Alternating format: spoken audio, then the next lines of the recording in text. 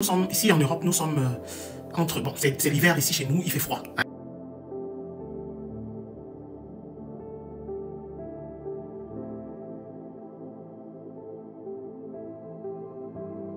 On entend aussi parler à des endroits d'incendie, mais ce sont des incendies peut-être causés par des bougies, parce que la fête de Noël, le sapin, ou bien le chauffage a explosé, ou... Bon, bref.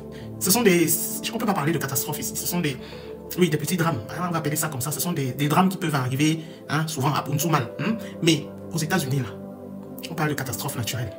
Et moi, je ne suis pas convaincu que c'est une catastrophe naturelle. Moi, je crois plutôt que c'est une catastrophe causée, provoquée par un des nôtres, par un être humain, ou bien par un groupuscule d'êtres humains qui ont intérêt à ce que cette zone soit rasée, comme on le voit sur les images.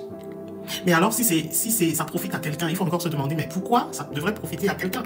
Bon, intéressons-nous d'abord aux dommages causés par le feu. Là, hein. Le feu ne brûle que des maisons et des voitures, mais ne touche pas la végétation. Aujourd'hui, avec le développement des drones, le développement de la technique et tout, alors nous avons des drones qui volent là et qui libèrent des éléments dans la nature. Le pyromane ne vient plus déposer le feu physiquement. Il peut même le faire à distance, à l'aide des drones.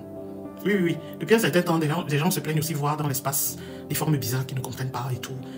Pourquoi ce ne serait pas des drones qui libéreraient des poudres combustibles hein, au contact du sol avec un certain mix de température? Ça provoquerait le feu? C'est point d'interrogation. À qui pourrait profiter ce drame? Aux gros investisseurs qui ont pour intérêt de voir la surface rasée? Ou à qui encore? Nous savons que, pas seulement aux États-Unis, hein, parfois vous pouvez acheter une maison, il faut être propriétaire d'une maison, mais uniquement la maison sans être propriétaire du terrain.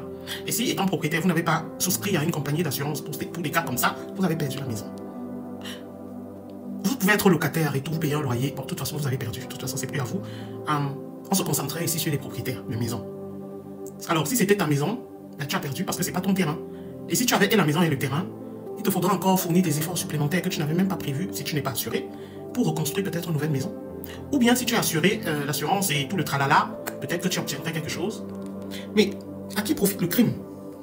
Voilà, donc moi je spécule plutôt pour un groupuscule de personnes qui voudraient investir dans le coin et qui ont tout intérêt à avoir cette surface rasée. Donc avec le but ici de racheter des terres. C'est possible, hein? On réfléchit, hein, il n'y a rien dit.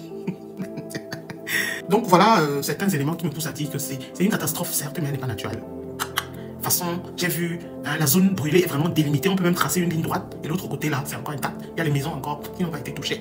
Et dans la zone sinistrée, la végétation est là, intacte. Le goudron même. Le goudron n'a pas brûlé. Pourquoi? Alors moi, je me demande pourquoi c'est uniquement les maisons qui brûlent. C'est comme s'il y a un intérêt à voir ces maisons rasées. C'est bizarre, hein? C'est bizarre. En tout cas, on réfléchit. Je ne sais pas pour vous, mais moi, c'est ce que je pense. Et moi, je suis convaincu que c'est un drame, c'est une catastrophe qui a été voulue. Et comme je le dis parfois, laissons le bon Dieu dans son coin.